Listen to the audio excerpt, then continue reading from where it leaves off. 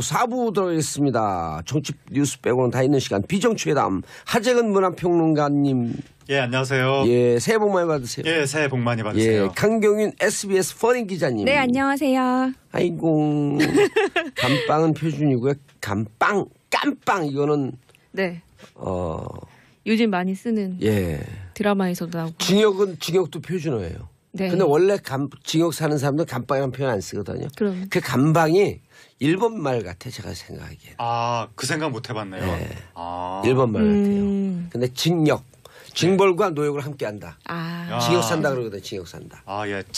역시 전문가시군요. 예, 그러면 최고의 전문가. 분야에 관한 궁금한 거 많아요. 예, 물어볼게요. 변호사들 쫙 있어도 제가 징역 얘기하면 다 고개 숙이고 직접 안 들어가 봤으니까. 그러니까 말이에요. 저는 법 없이도 살 사람이라 그쪽 계통에 대해서는 생각을 해본 적이 없었는데. 전국 교도소 재수자가 한 4만 8천 명쯤 되거든요. 그분들 다 그렇게 얘기해. 법 없이도 산다.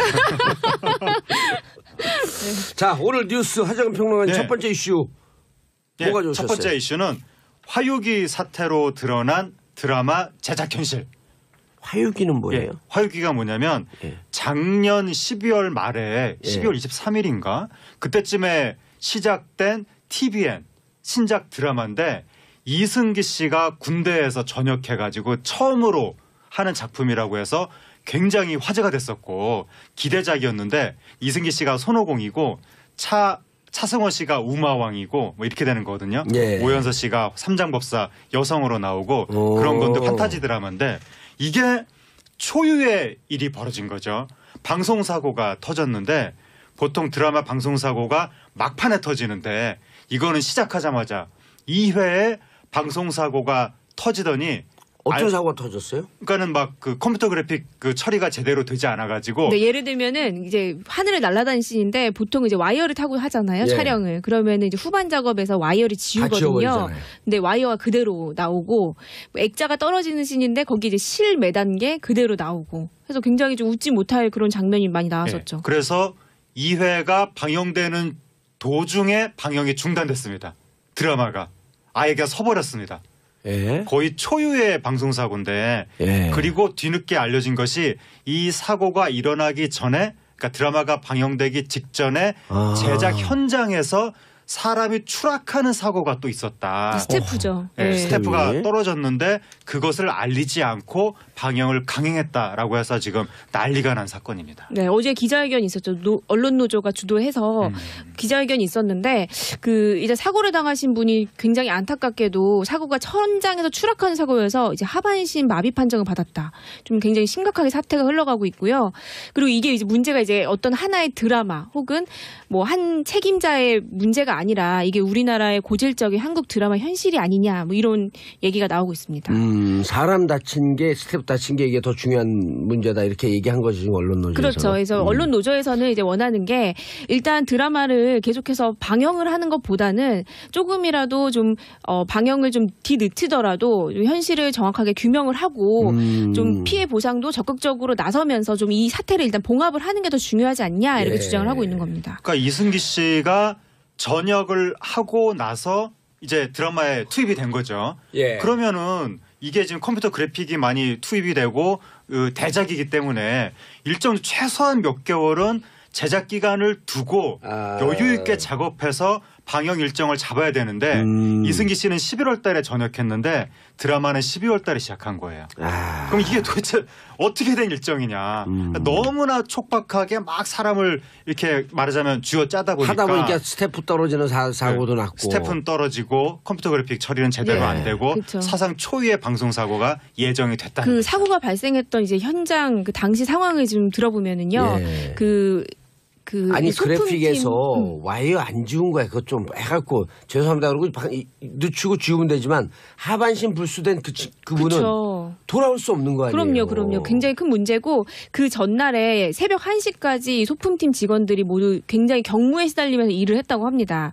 그렇게 일을 하면서 담당 PD가 여기 샹들리에를 교체해라라는 얘기를 했고 사실 여기서 근본적인 좀 문제가 있는 게 이게 소품팀이 할 문제가 아니라 전문적인 전기 이제 기사가 오셔서 처리를 해야 될 문제인데 무리하게 소품팀 스태프가 천장에 올라가서 하던 와중에 천장이 이제 무너져 내리면서 스태프가 허리로 떨어지게 되면서 이제 허리를 많이 다치게 됐다 이런 얘기가 있었고요. 사실 이 담당 방송국 스튜디오 우리 이제 듣는 청취자분들은 네. 방송 스튜디오 잘 모르는 분들이 많거든요. 스튜디오 이런 기둥이나 이런 벽 이런 게 수시로 넘어질 정도로 그 앞만 이렇게 가리고 보이게끔 하잖아요. 너무 허술하게. 그래서 요번에 제작비를 절감하기 위해서 안전하지 않은 자재들을 쓴 것이 아니냐. 그래서 받침대에서 사람이 떨어진 것이 아니냐. 그 두 번째는 너무나 촉박하게 일정이 이어지다 보니까 소독 관련 팀들이 너무 피곤해가지고 비몽사몽간에 일을 하다가 뭔가 받침대를 안전하게 받치지 못한 것이 아니냐 그런 생각이 들어가지고 그리고 방금 말씀하신 대로 정말 안타까운 게 애초에 거기 올라가실 분이 아니었는데 전기 전문가가 아니라 소도구 팀이었는데 그냥 현장에서 막 시키니까 할 수밖에 없는 의뢰처지라서 자기 일도 아닌데 올라갔다가 결국 떨어졌다는 것 때문에 가족분들도 굉장히 지금 그러니까 그 시청자들이 가족분들 처지를 안타까워하고 있는 상황입니다. 아니 보통 이게 이제 이 사고 나기 전에도 방송가의 스타 중심의 억대 수억대 돈을 버는 극소수 그 스타 출연자와 또 스타 감독, 스타 작가 이런 한두 명, 두세 명만 빼놓고 나머지 이 제작하는 사람들의 열악한 환경에 대해서 문제들이 많았었잖아요. 그렇죠, 많죠. 그게 터진 거죠. 맞아요. 예. 사실 주연 배우들 굉장히 뭐 억대 받는 배우들 같은 경우도 드라마 한 번 출연하면 한 4개월 동안 잠 못 자고 촬영하거든요. 하루에 뭐 2-3시간씩 이 정도 자는데 배우들은 2-3시간이라도 자지만 스태프들 같은 경우에는 배우들 나오기 전에 다 준비를 끝내놔야 되거든요. 그렇기 때문에 스태프들 같은 경우에 한 3-4달 동안은 거의 못 잔다고 봐야 돼요. 이게 이런 현실이 계속해서 그냥 고쳐지지 않고 패딩 입고 쪽잠 자고 사발면 먹고 삼각김밥 먹고 그리고 또 현장이 굉장히 또 민감하다 보니까 그런 뭐라 그러지 인간적인 대우라고 할까요? 그러니까 서로 예민하다 보니까 또 상명하복식이 좀 심하잖아요. 방송가 문화가. 감독들이 그냥 저 단역들 부를 때 그 카메라 그 기사를 부를 때 그거 정식으로 부릅니까? 다 욕으로 시작해서 욕으로 끝나죠. 네, 굉장히 그런 부분도 있고 그래서 사실은 저희가 지난해였죠. 굉장히 안타까운 사건이 있었는데 이 같은 이 방송사에 이번에 화유기와 같은 방송사에 그 혼술남녀라는 드라마가 있었는데 그 드라마의 조연출이 이런 문제를 좀 폭로하고 스스로 세상을 떠나는 일이 있었죠. 그때 당시에 이제 그랬어 6개월 전에. 있었던 게 지난해 있었던 일인데 고 이한비 PD였는데 이분이 이제 대학 시절에 뭐 노동운동이라든지 이런 부분에 굉장히 인권이라든지 관심이 굉장히 많았던 분이었는데 PD가 되자마자 이 혼술남녀의 드라마 시스템을 보고 너무나 자괴감에 빠진 거예요. 왜냐하면 본인이 조연출이 하는 일이 보통 뭐냐면 다그치는 역할이거든요. 을들을 다그치는 역할. 악역을 대신해 주는 거죠. 본인은 이제 그런 역할을 하면서 너무나 자괴감이 들었고 또 그걸 제대로 못한다고 위에서 또 굉장히 또 혼도 많이 나고 이렇게 되면서 이런 얘기를 유서로 남기고 세상을 떠난 일이 있어서 굉장히 안타까웠는데 분명히 그때는 이런 드라마의 환경을 좀 개선해 보겠다라고 얘기를 해놓고 다시 한번 이런 일이 또 불거지니까 불의의 사고가 불거지니까 이게 정말 이제는 시스템을 정말 제대로 뜯어 고쳐야 되는 거 아니냐 이런 얘기가 나오고 있습니다.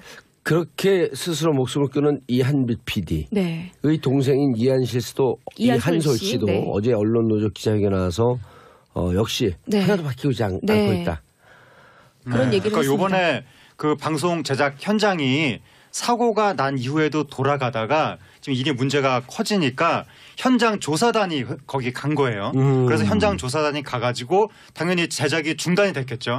제작이 딱 중단이 되니까 거기 스태프들이 그냥 현장에서 그대로 쓰러져서 자더래요. 어머. 그러니까 이게 얼마나 피곤했으면 그러니까 그런 상황이면 안전사고가 일어날 수밖에 없다. 그럼요. 그 제작진이 너무 남마와 같이 얽혀 있어서 조사단이 몇 번 넘어질 뻔했답니다. 그러니까 막 비몽사몽간에 제대로 정리도 안 하고 일을 하다 조사하고 보니까 나오니까 그 자리에서 자더래요 그냥. 네, 그냥 쓰러져서 그냥 자더래요.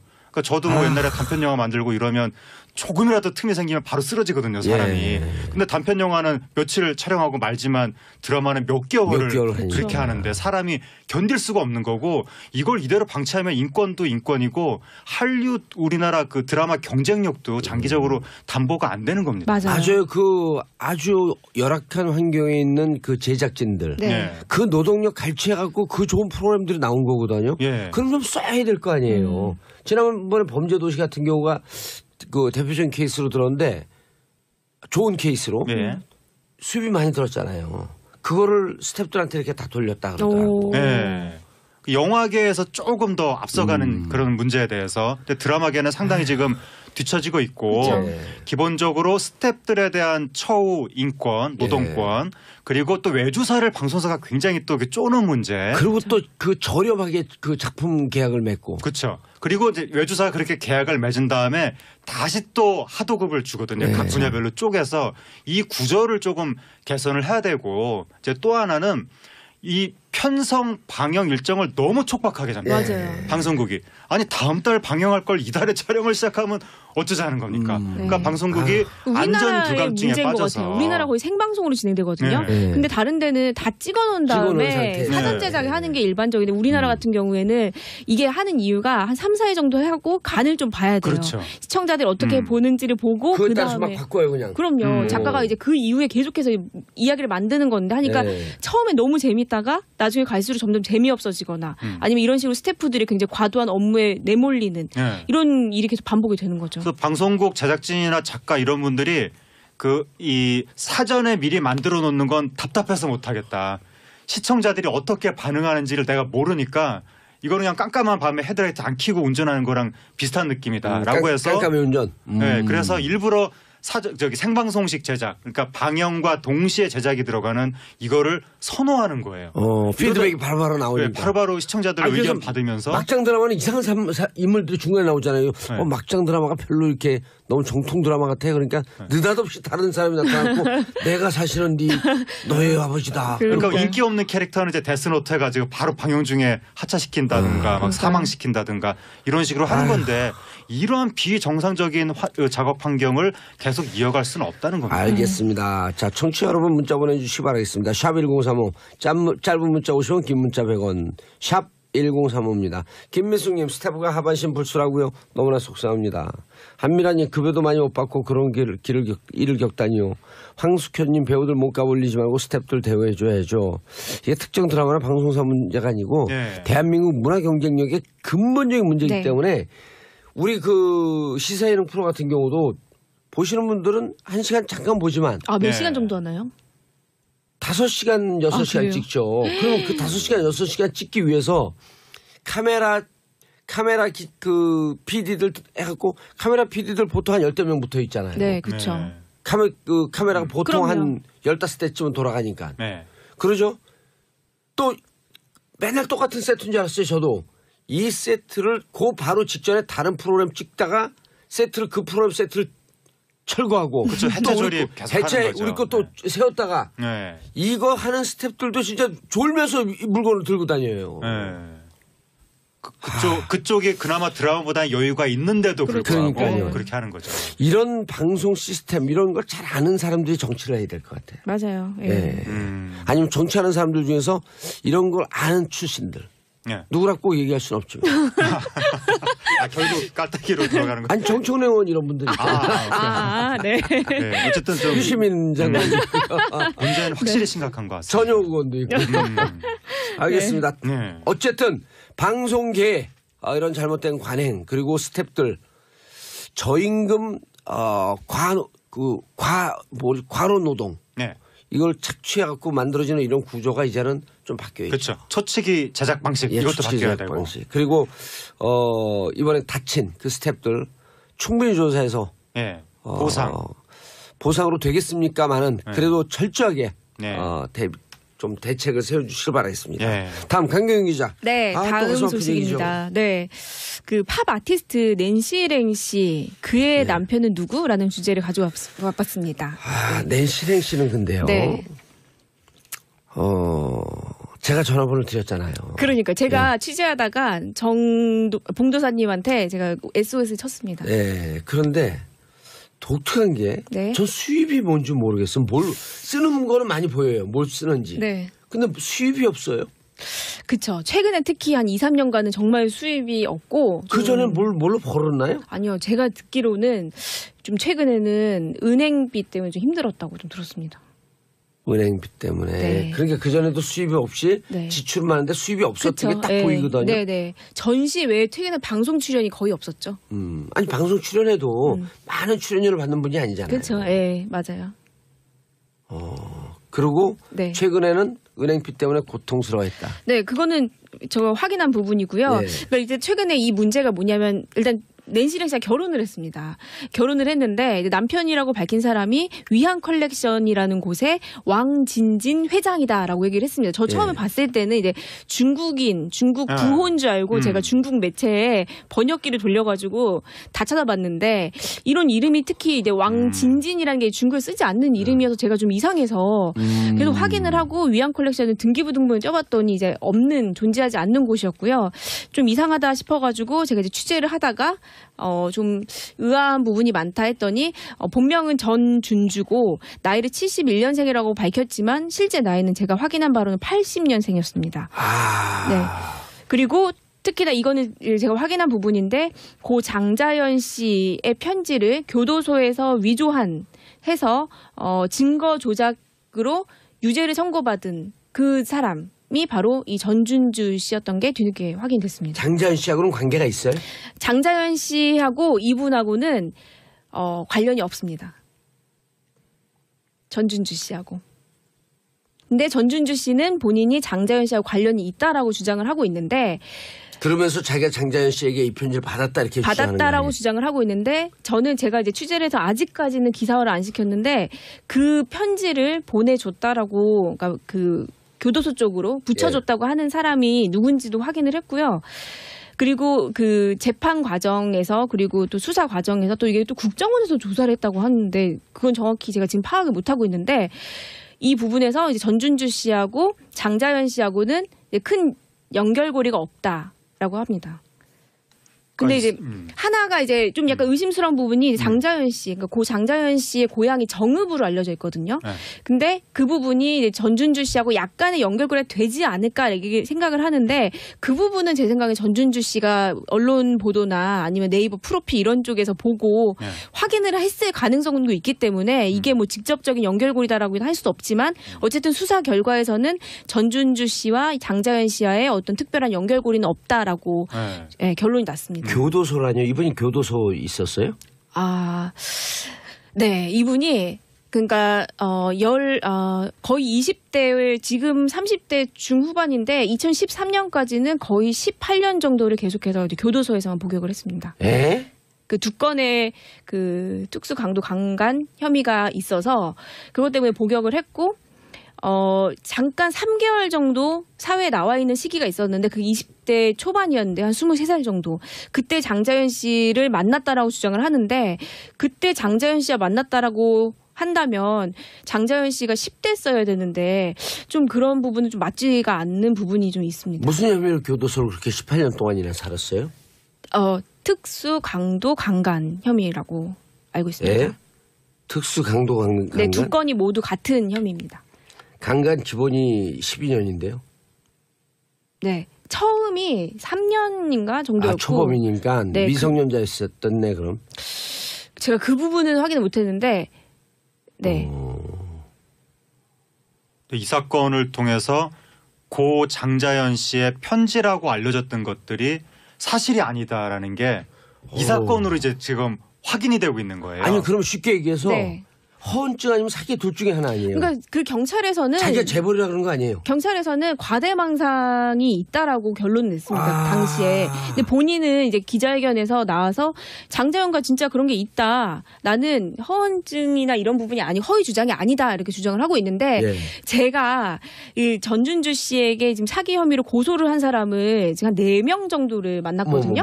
만나서 얘기를 굉장히 자세히 들었는데 일단 전준주 씨는 본인의 출신 배경에 대해서 속이는 거는 맞고요. 왜냐면 본인이 그 부산의 파라다이스 호텔 있잖아요. 예. 파라다이스 호텔에 이제 그 세상을 떠난 이미 사망한 그 전낙원 회장의 예. 본인이 이제 서자라고 주장을 하면서 전낙원 회장이 생전에 굉장히 도자기 고미술품에 관심이 많았기 때문에 본인이 이거를 물려받았다라고 주장을 하면서 그래서 어디서 항아리를 하나 가져와요? 항아리가 네. 있는데 그 항아리가 이제 대부분은 본인 항아리가 아니라 누군가한테 가서 내가 박물관 할 건데 이 도자기를 위탁 판매해라. 라고 얘기를 하거나. 그거 받아와요? 그것도 사기네? 그쵸. 그게 다 고소가 돼 있습니다, 지금. 그렇게 뭐 10억 원어치를 갖고 온 다음에 그거를 또 다른 사람한테 판매를 하려고 하면서 대금만 가지고 오거나. 안 넘겨, 그 도자기는 원래 소유주에게 또 넘겨주고. 아니요, 안 넘겨주죠. 본인이 가지고 있고 자기 소유가 아닌 것을 해서 두 사람한테 이제 사기와 횡령으로 각각 고소가 당한 상태고 재판까지 넘겨졌습니다. 전형적인 사기수법이네. 그쵸. 근데 이런 의혹에 대해서 의혹이 아니죠. 확인한 거 아니에요? 이런 재판에 넘겨진 것까지는 사실이고, 네, 아직 이런 거에 대해서 낸시랭 입장은 뭐예요? 낸시랭의 입장은 남편을 믿는다. 남편을? 네, 는 입장입니다. 그리고 아무래도 중국어는 해요? 중국어 전혀 못합니다. 니하오 이것도 못해요? 니하오 정도는 하겠죠. 근데 중국어 할 수 있습니까? 라고 지인들이 물어보면 네. 어렸을 때 갔다 와서 중국어 못해 이렇게 얘기한답니다. 그리고 이제 본인의 어머니는 네. 마카오에 있다라고 얘기를 하는데 네. 제가 실제로 그 전준주 씨의 모친이 살고 있는 그 본적까지 떼 봤거든요. 근데 그 어머니는 그 현재 장흥에 거주하고 있습니다. 그 낸시랭 씨가 지금 억울하다고. 장흥에는 무슨 마카오라는 카페가 있나요? 아니요. 억울하다고 지금 도널드 트럼프 대통령한테 편지를 썼거든요. 낸시랭은 또 두 분 왜 이러세요? 미국 시민권자라고. 네. 낸시랭 미국 시민권자? 네, 시민권자. 네, 그래서 트럼프 대통령한테 편지를 쓰면서 한국은 인권이 지금 너무 지켜지지 않는다. 매체들이 이제 상업적인 목적으로 자기 남편을 네, 우리 음해하고 부부를 음해 더하기. 그러니까 우리가 남한테 해를 끼치는 것도 아닌데 왜 우리의 사적인 부분들 자꾸 파헤치면서 이렇게 크게 이슈를 만들고 이거 자체가 인권 침해다라고 강력하게 이제 낸시랭 씨가 항의를 하고 있죠. 둘이 생활을 할 거 아니에요. 네. 그 돈은 어디서 나오는데? 그게 네. 전준주 씨는 신용불량자예요. 통장도 없어요. 그건 제가 확인한 부분이고요. 전준주 씨는 현재 지금 굉장히 사실 어떻게 보면은 재판까지 법정 구속이 될 가능성이 굉장히 높은 상황인데 근데 제가 너무 취재하다 너무 이제 안타까워가지고 낸시랭 씨가 그래서 이제 지금은 낸시랭 씨 그 거처에서 같이 지내고 있는 걸로 알고 있어요. 이 집도 절도 없네. 없죠. 18년 동안 감옥에 있었으면 거기가 자기 집인데. 그렇죠. 그리고 그동안 사실혼 관계인 분이랑 12월 중순까지 같이 살고 있었어요. 사실혼 관계 어제 그저께 또 사실혼 관계에 있던 사람은 그 집에 와서 또 난리가 났다고 네. 기사가 떴던데. 네네. 2013년 출소 이후에 줄곧 함께 살았던 사실혼 관계인 여성분이 그쪽에 따르면은 이제 12월 중순까지 같이 살았고 갑자기 이제 그렇게 됐다. 알겠습니다. 이게 그 인권 침해가 아닌 게 이런 것들이 그냥 방치되면 사기 사건의 피해자가 생길 수 있기 때문에 그렇죠. 진실을 규명해야 되는 겁니다. 알겠습니다.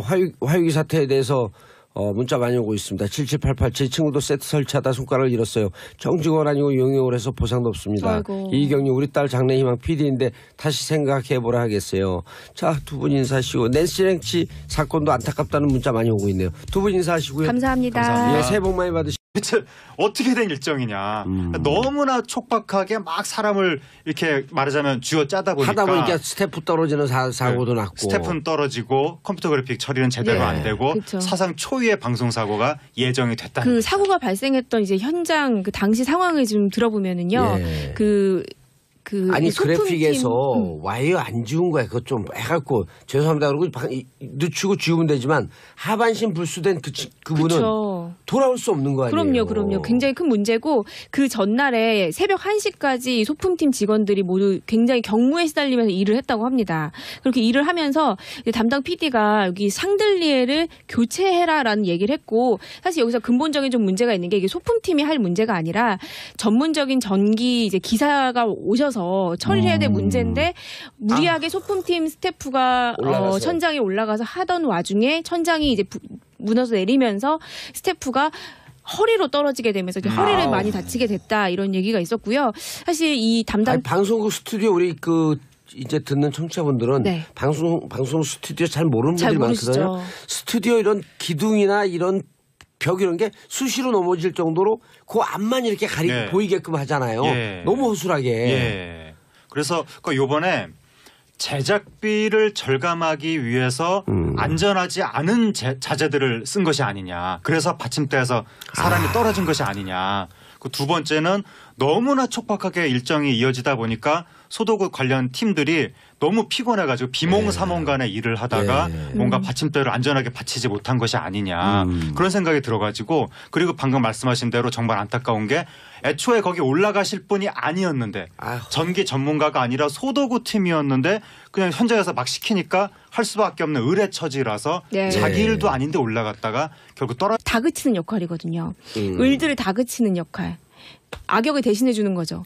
본인은 이제 그런 역할을 하면서 너무나 자괴감이 들었고 또 그걸 제대로 못한다고 위에서 또 굉장히 또 혼도 많이 나고 이렇게 되면서 이런 얘기를 유서로 남기고 세상을 떠난 일이 있어서 굉장히 안타까웠는데 분명히 그때는 이런 드라마의 환경을 좀 개선해 보겠다라고 얘기를 해놓고 다시 한번 이런 일이 또 불거지니까 불의의 사고가 불거지니까 이게 정말 이제는 시스템을 정말 제대로 뜯어 고쳐야 되는 거 아니냐 이런 얘기가 나오고 있습니다.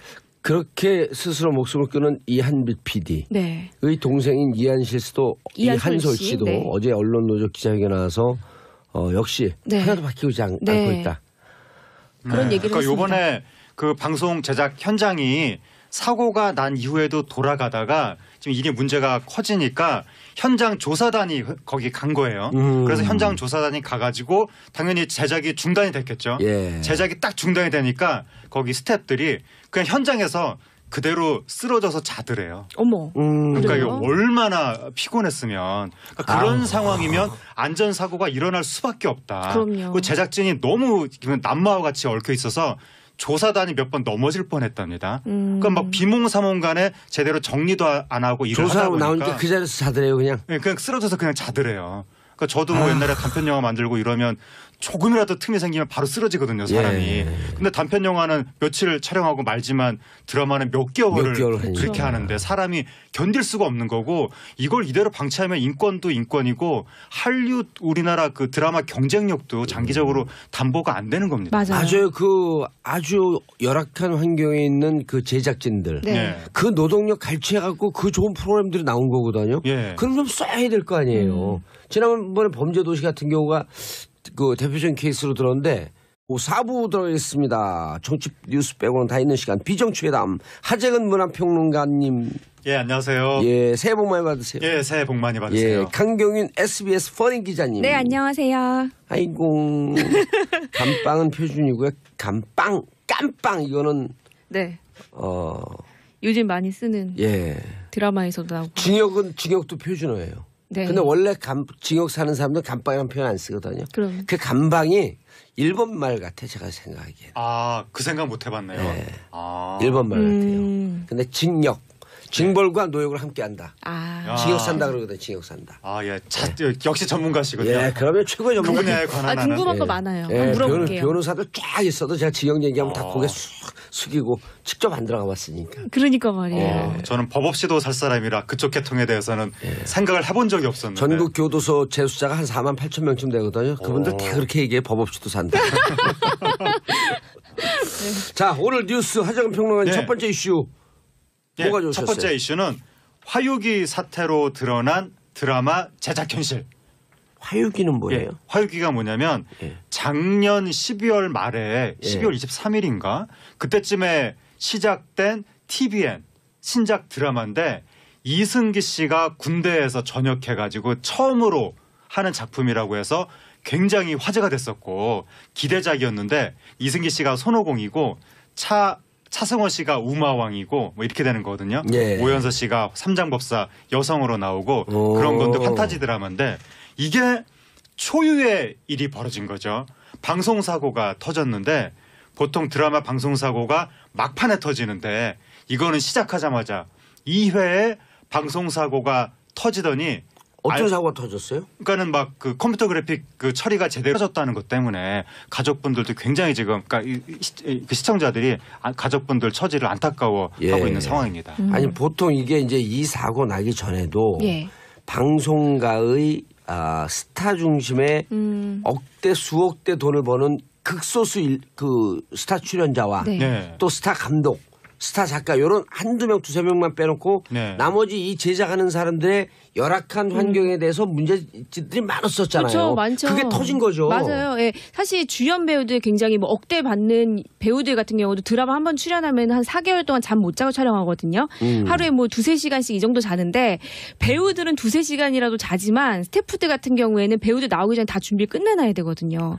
그렇기 때문에 스태프들 같은 경우에 한 3-4달 동안은 거의 못 잔다고 맞아요. 봐야 돼요. 이게 이런 현실이 계속해서 그냥 고쳐지지 않고 네. 패딩 입고 쪽잠 자고 맞아요. 차발면 먹고 삼각김밥 먹고 네. 그리고 또 현장이 굉장히 또 민감하다 보니까 네. 그런 뭐라고 해야 인간적인 대우라고 할까요? 그러니까 서로 예민하다 보니까 또 상명하복식이 좀 심하잖아요. 맞아요. 방송과 문화가. 감독들이 그냥 저 단역들 부를 때 그 카메라 그 기사들 부를 때 그거 정식으로 부릅니까? 다 욕으로 시작해서 욕으로 끝나죠. 네, 굉장히 그런 부분도 있고 그래서 사실은 저희가 지난해였죠. 굉장히 안타까운 사건이 있었는데 이 같은 이 방송사에 이번에 화유기와 같은 방송사에 그 혼술남녀라는 드라마가 있었는데 그 드라마의 조연출이 이런 문제를 좀 폭로하고 스스로 세상을 떠나는 일이 있었죠. 그때 당시에 이제 그랬어요? 6개월 전에 있었던 게 그죠. 지난해 있었던 일인데 고 이한비 PD였는데 예. 이분이 이제 대학 시절에 뭐 노동운동이라든지 이런 부분에 굉장히 인권이라든지 관심이 굉장히 많았던 예. 분이었는데 PD가 되자마자 이 혼술남녀의 드라마 시스템을 보고 너무나 자괴감에 빠진 거예요. 왜냐하면 본인이 조연출이 하는 일이 보통 뭐냐면 되지 않아가지고 네, 예를 들면은 이제 하늘을 날아다니는 씬인데 보통 이제 와이어를 타고 하잖아요. 예. 촬영을. 그러면은 이제 후반 작업에서 와이어를 지우거든요. 지워버리잖아요. 근데 와이어가 그대로 나오고 뭐 액자가 떨어지는 씬인데 거기 이제 실 매단 게 그대로 나오고. 그래서 굉장히 좀 웃지 못할 그런 장면이 많이 나왔었죠. 네. 그래서 2회가 방영되는 도중에 방영이 중단됐습니다. 드라마가 아예 그냥 서버렸습니다. 예. 거의 초유의 방송사고인데 예. 그리고 뒤늦게 알려진 것이 이 사고가 일어나기 전에 그러니까 드라마가 방영되기 직전에 제작 현장에서 사람이 추락하는 사고가 또 있었다. 스태프죠. 네, 네. 스태프가 떨어졌는데 그것을 알리지 않고 방영을 강행했다라고 해서 지금 난리가 난 사건입니다. 네, 어제 기자회견이 있었죠. 언론 노조가 주도해서 기자회견이 있었는데 이제 사고를 당하신 분이 굉장히 안타깝게도 사고가 천장에서 추락하는 사고여서 이제 하반신 마비 판정을 받았다. 좀 굉장히 심각하게 사태가 흘러가고 있고요. 그리고 이게 이제 문제가 이제 어떤 하나의 드라마 혹은 뭐 한 책임자의 문제가 아니라 이게 우리나라의 고질적인 한국 드라마 현실이 아니냐 뭐 이런 얘기가 나오고 있습니다. 사람 다친 게 스태프 다친 게 이게 더 중요한 문제다 이렇게 얘기한 거죠 지금 언론 노조에서. 그렇죠. 그래서 언론 노조에서는 이제 원하는 게 일단 드라마를 계속해서 방영을 하는 것보다는 조금이라도 좀 방영을 좀 뒤늦더라도 현실을 정확하게 규명을 하고 좀 피해 보상도 적극적으로 나서면서 좀 이 사태를 일단 봉합을 하는 게 더 중요하지 않냐 이렇게 주장을 하고 있는 겁니다. 그러니까 이승기 씨가 전역을 하고 나서 이제 드라마에 투입이 된 거죠. 예. 그러면은 이게 지금 컴퓨터 그래픽이 많이 투입이 되고 대작이기 때문에 일정 최소한 몇 개월은 제작 기간을 두고 여유 있게 작업해서 방영 일정을 잡아야 되는데 이승기 씨는 11월 달에 전역했는데 드라마는 12월 달에 시작한 거예요. 그럼 이게